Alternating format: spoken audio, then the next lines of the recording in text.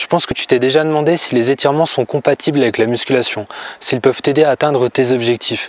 Pendant un long moment, on a cru que les étirements étaient incompatibles avec la musculation. Tout simplement parce que quand tu réalises un mouvement, tu vas procéder au raccourcissement des unités contractiles du muscle.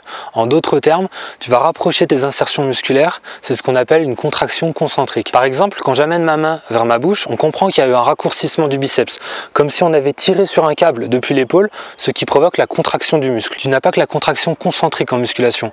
Tu peux atteindre tes objectifs avec d'autres méthodes, avec des contractions isométriques ou excentriques, mais elles sont réalisées assez rarement, donc on ne va pas en parler aujourd'hui et on va partir du principe où la musculation se fait uniquement sur des mouvements concentriques. Et les étirements vont aller justement à l'opposé de ça, en permettant d'étirer les tissus musculaires. On peut donc se dire logiquement que c'est contradictoire et que les étirements vont nuire à ce principe de raideur musculaire, de contraction. Sauf que c'est pas aussi simple que ça. On sait aujourd'hui que les étirements ont des bénéfices sur l'ensemble des objectifs que l'on cherche à atteindre, que ce soit la prise de masse musculaire, la force, etc. Les étirements permettent d'augmenter les capacités de contraction et d'élongation du muscle, donc les capacités du muscle à se contracter et à s'étirer. Et une meilleure contraction, c'est une plus grande possibilité d'exploiter le potentiel musculaire et donc d'augmenter la qualité de sa séance. Et si on améliore la qualité de la séance, on arrive plus vite à ses objectifs.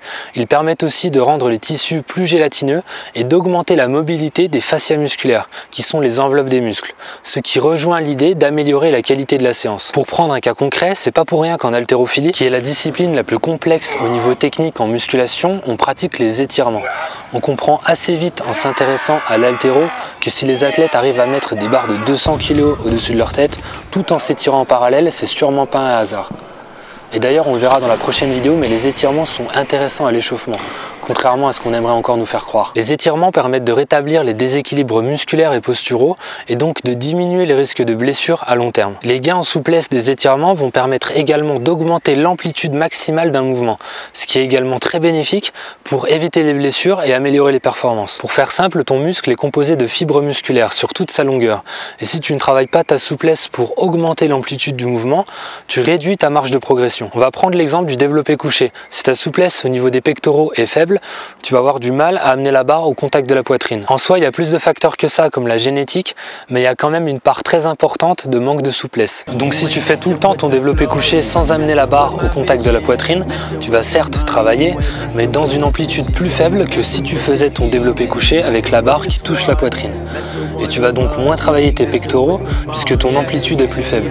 En d'autres termes, tu ne vas pas faire travailler toutes les fibres musculaires de tes pectoraux et donc progresser plus lentement, voire potentiellement augmenter les risques de te blesser car tu pourras créer un déséquilibre entre les différentes zones de tes muscles. Donc ça, c'est vraiment un point important sur lequel on peut insister et qui nous permet de comprendre à quel point les étirements sont importants en musculation. Ils vont permettre au fur et à mesure de gagner en amplitude musculaire pour faire travailler le muscle dans son ensemble et donc progresser plus vite. Il faudra juste faire attention à ces charges quand on travaille avec une meilleure souplesse.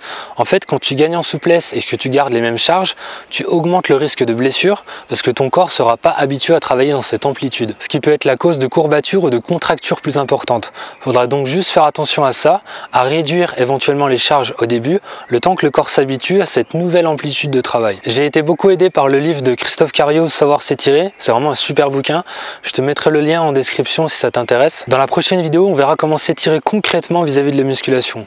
Je te donne donc rendez-vous très bientôt, entraîne-toi avec le cœur, mange avec le cœur.